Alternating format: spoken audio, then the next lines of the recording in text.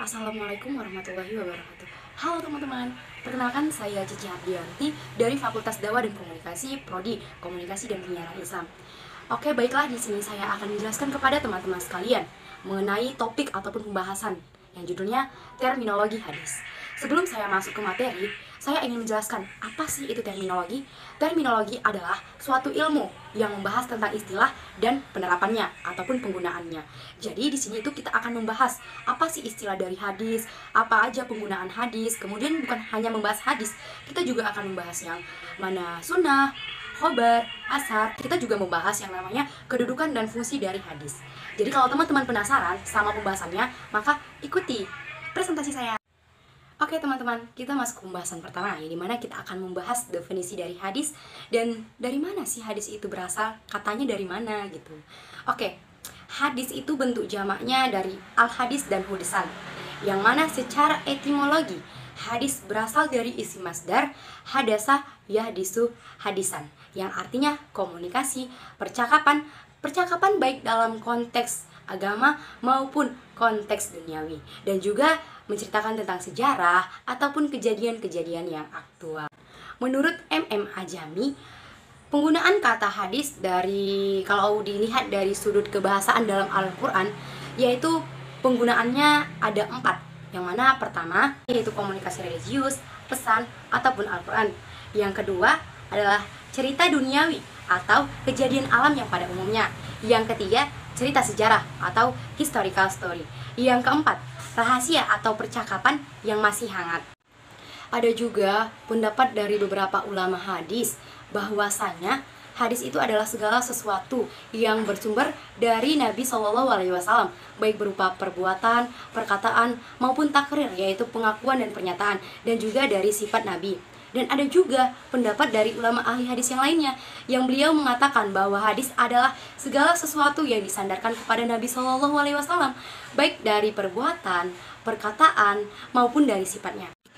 Ahli usul juga mempunyai pendapat tentang definisi dari hadis, yang mana mereka berpendapat bahwa hadis adalah segala perkataan Nabi SAW, perbuatan dan ketetapannya selain Al-Quran Al-Karim, yang mana dapat dijadikan dalil untuk penetapan hukum syara.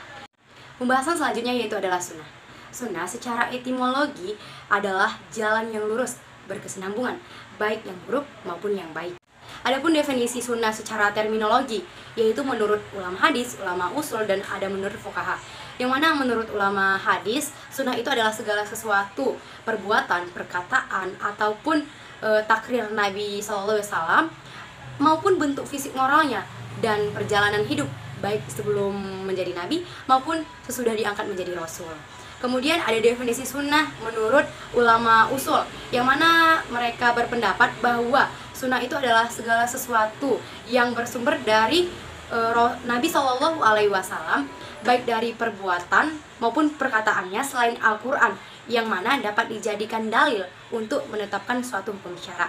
Yang terakhir yaitu sunnah menurut para fuqaha, yaitu segala sesuatu yang dikaitkan dengan Nabi SAW tetapi tidak wajib dan tidak fardu. Selanjutnya kita akan membahas tentang khobar. Khobar menurut bahasa adalah berasal dari kata al-naba yang artinya berita. Sedangkan menurut istilah, khobar itu adalah sinonim dari hadis, yaitu segala sesuatu yang bersumber dari Nabi SAW, baik perkataan, perbuatan, takrir, maupun sifat-sifatnya. Kemudian khobar itu berbeda juga dari hadis, yang mana kalau dia hadis itu berasal dari Nabi, sedangkan kalau dia khobar itu berita yang datangnya dari selain Nabi. Dan yang ketiga itu definisi khobar secara istilah, kalau khobar itu dia lebih umum daripada hadis, yang mana hadis berasal dari Nabi, kemudian kalau dia khobar itu datangnya dari selain Nabi. Oke, baik teman-teman, kita masuk ke pembahasan berikutnya, yaitu mengenai atsar. Atsar secara bahasa yaitu adalah sisa ataupun peninggalan sesuatu.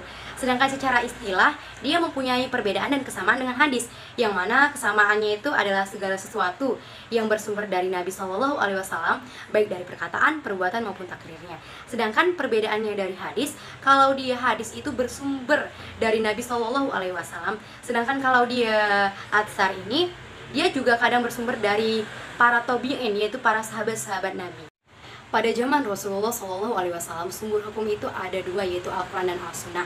Yang mana Al-Quran dan Al-Sunnah ini di dalamnya terdapat pokok-pokok ataupun pokok-pokok ajaran dan sumber hukum, yang mana di dalam Al-Quran dan Al-Sunnah ini masih bersifat global, umum, tidak rinci.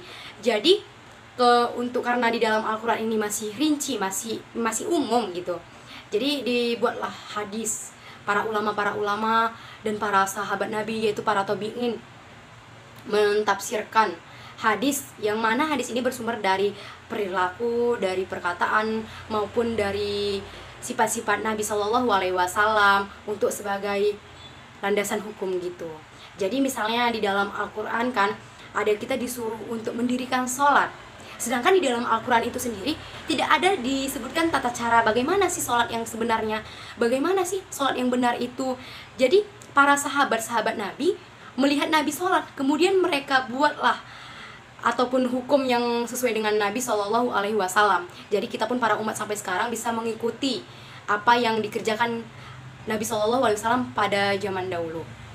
Kemudian kalau hadis ini tidak bisa diragukan lagi kebenarannya. Memang banyak terjadi perbedaan pendapat di antara para sahabat-sahabat Nabi Shallallahu Alaihi Wasallam. Baik dari segi, ada yang berpendapat aku melihat Nabi dari segi ininya, aku melihat Nabi dari segi ininya. Tapi itu semua bisa dicakup menurut hukum yang berbeda-beda. Kita bisa menerimanya sesuai dengan mazhab kita masing-masing.